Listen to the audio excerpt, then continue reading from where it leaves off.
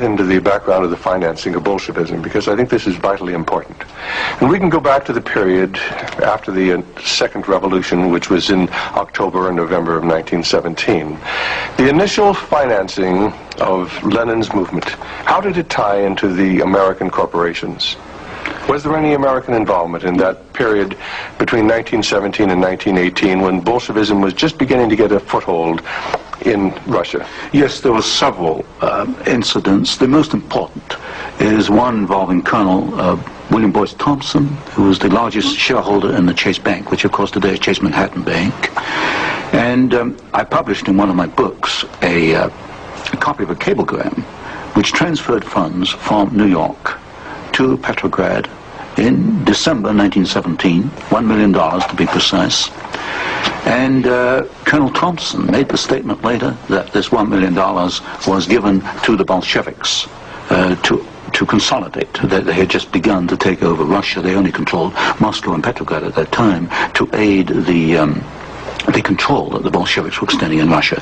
This is a very clear case. $1 million, American funds transferred through an American Wall Street intermediary to the Bolsheviks. And didn't you publish that document here in Wall Street and the Rise of Bolshevism? I published two statements. One is a copy of the cablegram, and the other is a copy of the news clip of the statement made by Colonel Thompson at that time that he had made this contribution. Now, why would an American capitalist, an American financier, help to aid Bolshevism?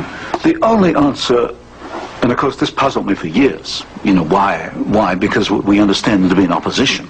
And the only answer I can come to is one of captive markets. The United States did not want another United States in the world. And of course, if you look at the world map, Russia is 2 or 3 times larger than the United States. Imagine this as another United States, as another competitor to the United States. What the United States wanted, or Wall Street wanted, was a captive market. And of course, socialism is a captive market because my earlier studies at Stanford University had brought out the fact that a socialist system cannot innovate. It's got to import innovation and technology from the West.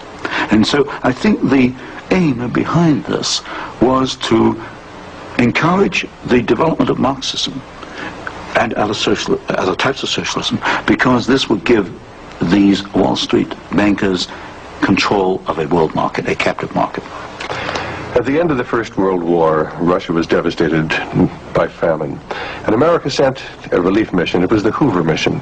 Do you know any of the facts surrounding the activities of the Hoover Commission? Well, there's no question that in 1922, 1923, Russia was finished. Industrial output was perhaps 8 or 10% of 1913 figures, and people were starving by the hundreds of thousands. And the Hoover mission was organized, of course, to send aid to Russia. But most of the aid went to the Bolsheviks, who controlled really quite a small part of Russia at that time. Only a very small part of the aid went to the White Russians or to the Far East. And then after 1922 and 1923, Lenin instituted something known as the New Economic Policy, or this series of 5-year plans.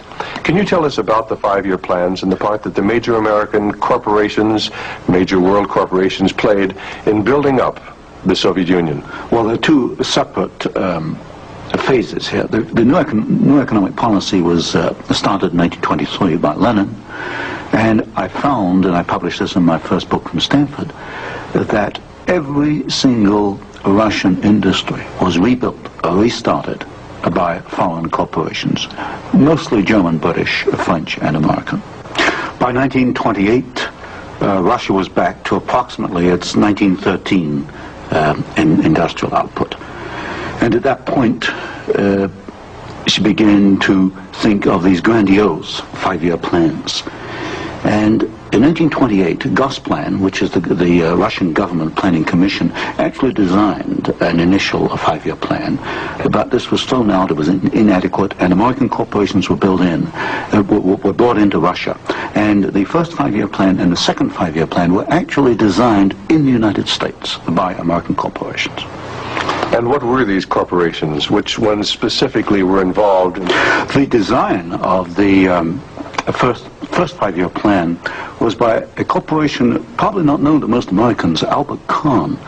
But Albert Kahn was the foremost industrial architect in the United States.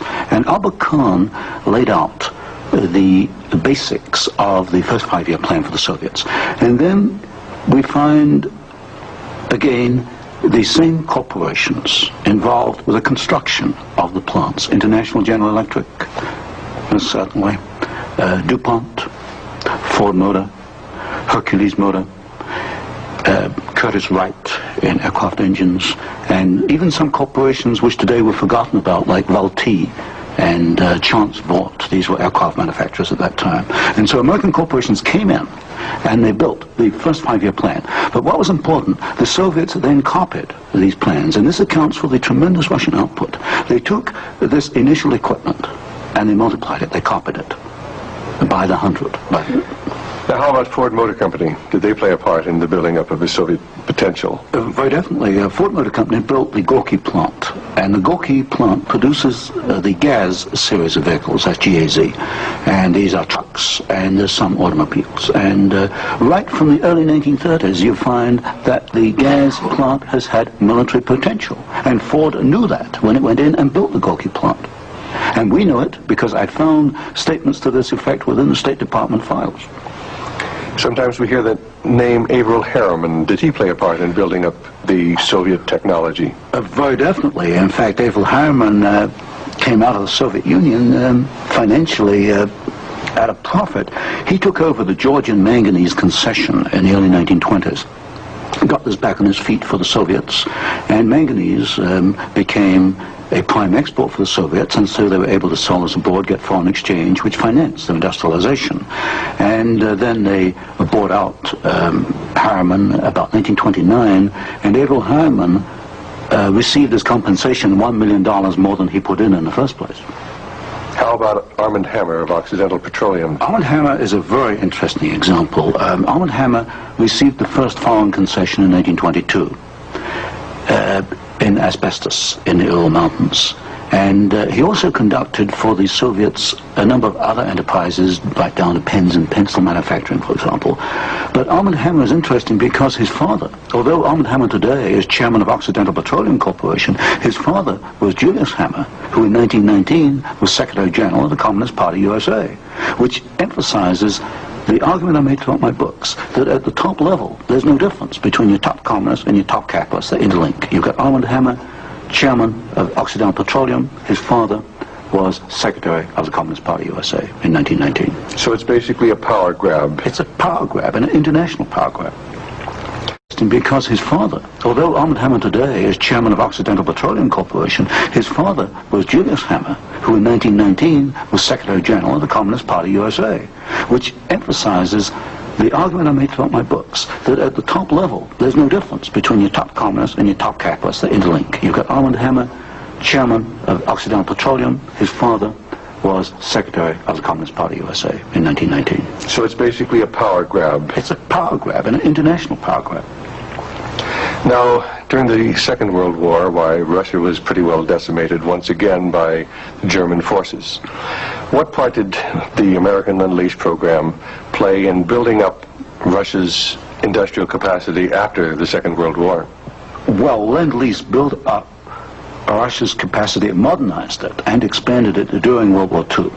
And there was some continuation all the way through perhaps to 1948, 1949. There was a program after Lend-Lease, which was supposed to be restricted to foodstuffs and industrial materials, but in effect, I checked the records in the warehouses in Sutton, Maryland, I find that even after World War II, and this was against the intent of Congress, I suspect, there was a massive transfer of the latest industrial equipment to the Soviet Union under the so-called Lend-Lease program.